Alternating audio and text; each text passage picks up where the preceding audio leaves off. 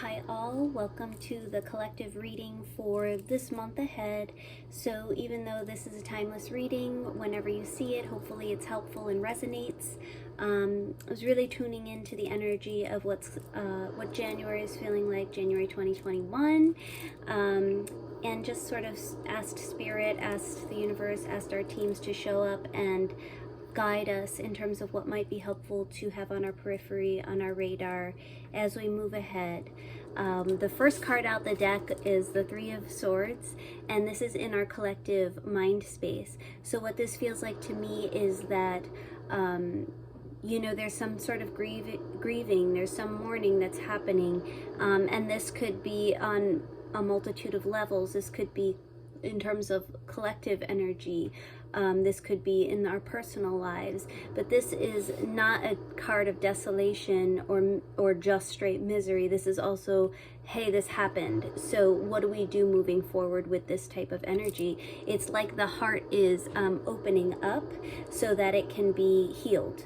And that the next card out did feel much better when we had the Nine of Cups, which is like a heart awakening. This is sort of like we have what we need to be emotionally fulfilled when we truly tune into our heart spaces, when we let that guide us, when we let that override some of the mental chatter.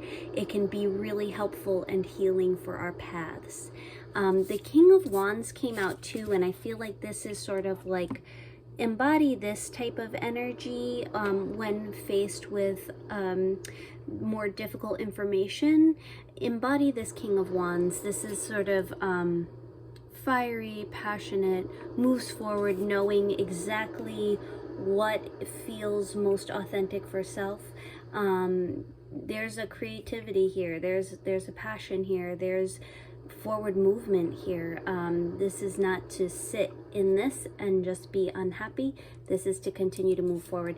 I clarified it with the Eight of Cups, so there is a walking away from what no longer serves.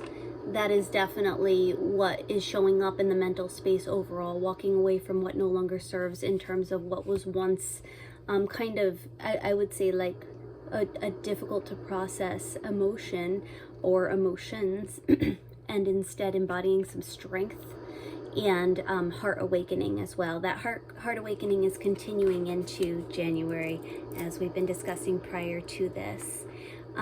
In our heart spaces, we have the Page of Swords, which is sort of this card of research, learning something new, and also continuing that theme of letting go what no longer serves and replacing and putting focus into what is helpful in this moment in time.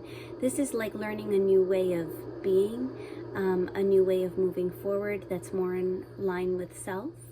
And this is kind of a nice space to be in the heart space. It's it's sort of like a balanced, nice energy there. Then we also have the Queen of Cups. So I feel like many of us are experiencing active dream time. Our intuition, the signs that we're seeing, symbols, numbers, things like that are guiding us, are reassuring us of our paths, of the path as a collective. It's okay to feel the emotions, to sit in them for a bit, and to have that moment where it's like, all right, I am open to guidance. I am open to guidance from my higher self.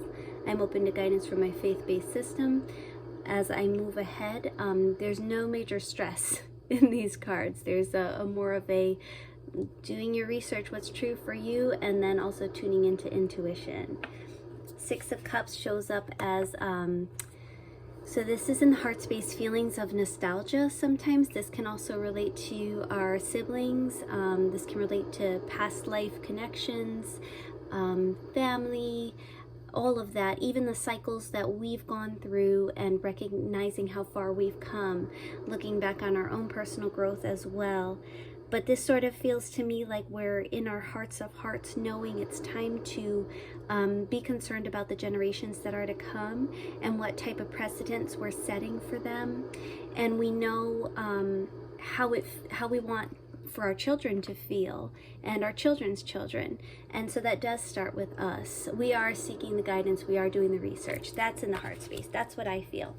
And then for our action space as a collective, we have the Six of Pentacles yet again. This is showing up. We're still on this trajectory of how do we find balance in all areas? How do we find balance that is showing us our work life, our emotional, energetic, physical, spiritual? How do we balance all of those pieces in a truly holistic perspective, living in a more holistic fashion where we're not drained, and our vitality is ever increasing, and also it is moving in a direction where that energy is being used for the highest and best good of all. So this is really a card about balance, and it's also about where we're receiving our energy from, where we're receiving our resources from, and how much of this is self-generating. And the reliance piece is one where we're not relying on one source alone, where we are, especially something external. So in the traditional tarot, this card is sort of like the card of breadcrumbs. There's like some hierarchical experience where there's someone handing out small pieces of food to people beneath them.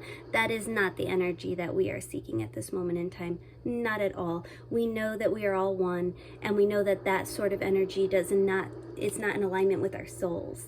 So how can we ensure that things are being fair, that we are being fair with one another, and that we are being treated fairly as well?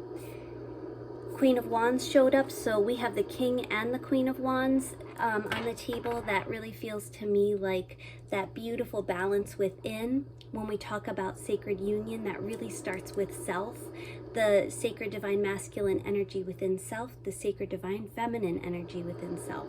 So in the action space for the collective, the sacred divine feminine energy is showing up as a reminder to receive in that creativity, receive inspiration, be in a state of stillness. It's okay to digitally detox. It's okay to step away until the clarity is gained. She is very much, whatever gender, she is very much in her own comfort zone. She's very confident. She's very inspired. She has a lot of intuition. This is all of us. We all have this energy within us. It's a choice of whether or not we are willing to sit in that space and be in that receptivity. The Temperance card also showed up, which I love how this is portrayed. This is in our action space. Temperance is about alchemy. It's about blending together, also these masculine feminine energies, blending together information and resources and connections and experiences so that we can better create the reality that we ultimately would like to see. And this is guided by angelic nature. I love that there are wings here. Sometimes the Temperance card is referred to as Archangel Michael, who is definitely a energy that many people resonate with in terms of moving forward with clarity, removing what no longer serves, and having the strength to create a new way of being that better reflects our soul purpose, our soul pulls. Yes, so those are our action spaces. We've had two more twos show up on the table. Bottom of the deck is the Two of Cups. I love this. I feel like this speaks more to us and our connection with our higher selves. This is about like that union within, that deep union within. What a time to tune in, connect with the wisdom of your higher self, connect with your own soul wisdom, learn what's true for you, what resonates for you. And I think sometimes the easiest way to do that is to close out the noise, the distractions. Where are we giving our energy that is distracting us from our soul purpose? So for some, that could mean closing out apps on phones, stepping away from social media, even if it's a temporary thing, just as if we were inviting ourselves on a modern day vision quest, where we are taking a moment to tune in to self, to listen to the universe, to listen to our teams. To be in a state of true receptivity requires minimal distraction. You don't have to quit your job. You don't have to give up everything. But where can we remove some of these distractions, some of these energetic drains that truly don't serve? And sometimes they're sending misinformation or conflicting information that sits in the energy body, and it's kind of exhausting. So yes, tuning into the wisdom within. Then at the top of the deck, we had the Two of Swords. So this is a choice. We're all being presented the choice right now. How is it that we would like to move forward? We want to stay exactly where we're at, or are we ready for a new phase of consciousness? And how are we going to take those steps? So it is very much mental. It's very much it's beginning with a decision. So what is the decision to be made here? And the card that wants to be seen here is the Emperor. You're the boss. Be the boss. Be the boss of your life. Step into that role of sovereignty and make the choices that best reflect what your soul is telling you. What an empowering message. So this Emperor card has been showing up across the board for readings up until now. And instead of it to be something to be feared, it's time to be the King of Kings. It's time to be in charge of self. When we begin to emanate that energy, others pick up on it and model that behavior. It's pretty awesome. This is reclaiming our sovereignty.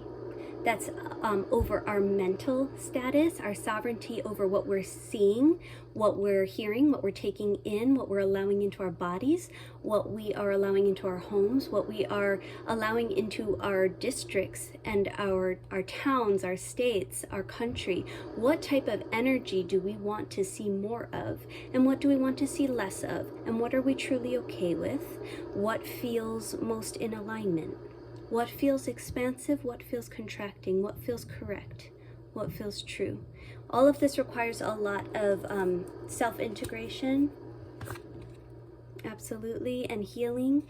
And there's really no one way to do that. It truly is what feels most authentic for you, however you most connect with yourself, more of that. Meditation is wonderful. Moving the body is wonderful. Mindful eating, being aware of what we're putting in our systems, praying over our food, praying for one another, and just generally focusing on how do we get our own vibration, our own frequency elevated strongly enough that we can begin to impact our reality around us. So happy 2021. Let's do this. Let's be the bosses. Much love, light, compassion, bliss, joy, grace, and ease to each and every one of you. Love you.